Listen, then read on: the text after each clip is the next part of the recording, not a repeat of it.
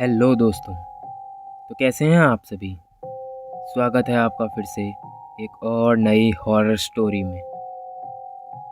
रात के करीब 3 बजे थे जब लिली के बेड साइड टेबल पर रखे फ़ोन की वाइब्रेशन ने उसे जगाया। उसने नींद में ही फ़ोन उठाया और स्क्रीन पर नज़र डाली। उसमें उसकी माँ का मैसेज था जिसमें लिखा था, किचन में आओ, मुझे तुम्हारी ज़रूरत है। यह देखकर लिली का दिल मानो एक पल के लिए थम सा गया। उसे कुछ अजीब लगा क्योंकि उसकी माँ तो एक दिन पहले ही काम के सिलसिले से बाहर गई थी और वो भी बहुत दूर। उसे लगा शायद ये कोई गलती थी, लेकिन फिर इस समय क्यों। उसने धीरे धीरे जवाब लिखा, तुम तो घर पर नहीं हो माँ, क्या हो रहा है ये। तुरंत ही दूसरा मैसेज आया, तुमसे कहा ना, किचन में आओ अभी। लिली का दिल जोर जोर से धड़कने लगा, जैसे कि वो उसकी छाती से बाहर निकलने की कोशिश कर रहा हो। वो बिस्तर पर जमी रही और सोचने लगी, शायद उसकी माँ जल्दी वापस आ गई हो। लेकिन उसने दरवाजे खुलने की आवाज़ या किसी के कदमों की आहट तो नहीं सुनी। तभी एक आवाज़ आती है, किचन से ग्लास गिरने की। उसकी रूह कांप उठती है। उसने ध्यान से सुना और कोई आवाज़ नहीं थी, बस उसको अपनी दिल की तेज़ धड़कनें सुनाई दे रही थी। तभी फिर से एक और मैसेज आया, मैं इंतज़ार कर रही हूँ। लिली धीरे धीरे बैठ गई। उसकी नज़रें हॉल की तरफ थी। अंधेरा सामान्य से ज़्यादा गहरा लग रहा था, जैसे वो कमरे के किनारों को निगल रहा हो। उसने कांपते हाथों से फ़ोन पकड़ा और एक आखिरी मैसेज लिखा, माँ तुम कहाँ हो। इस बार जवाब एक फ़ोटो के रूप में आया। जब उसने फ़ोटो खोली तो उसकी सांसें थम गईं। यह उसके खाली किचन की तस्वीर थी, लेकिन एक छोटी सी बात अलग थी।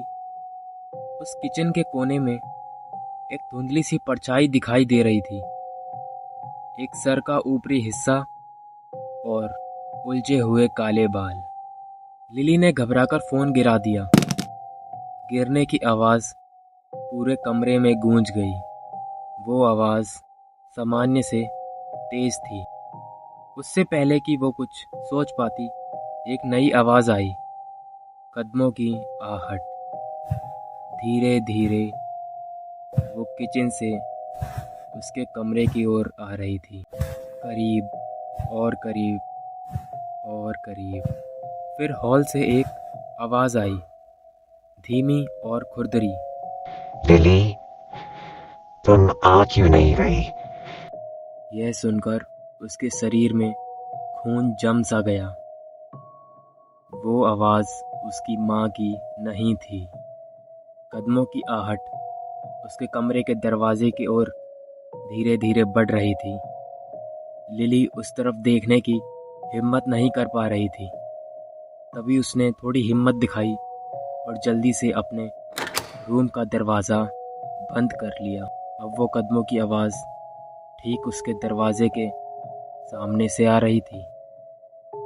तभी बाहर से किसी ने दरवाज़ा खटखटाना शुरू कर दिया और ऐसा लग रहा था कि मानो कि वो उस दरवाजे को अपने नाखूनों से खरोंच रही है। पर लिली ने वो दरवाज़ा नहीं खोला। थोड़ी देर में सब कुछ शांत हो गया, पर लिली पूरी रात सो नहीं पाई। सुबह होने तक लिली ने वो दरवाज़ा नहीं खोला। तभी उसको एक अननोन नंबर से कॉल आता है। उसने कॉल उठाया तो वो उसकी माँ का कॉल था। लिली की मॉम उसको बताती है कि उनका फ़ोन जाते समय चोरी हो गया था। लिली रोते हुए अपनी मॉम को रात की हुई सारी घटना बताती है। उसकी माँ ये सुनकर काफ़ी डर जाती है और उसी दिन वो वापस लिली के पास आ जाती है। अगर लिली ने हिम्मत करके वो दरवाज़ा बंद नहीं किया होता तो पता नहीं आज उसके साथ क्या होता। तो कहानी का होता है यहाँ पर दी एंड। आपको ये कहानी कैसी लगी नीचे कमेंट करके ज़रूर बताइएगा। जल्द ही मिलेंगे आपसे एक और नई हॉरर स्टोरी के साथ। तब तक के लिए बाय बाय।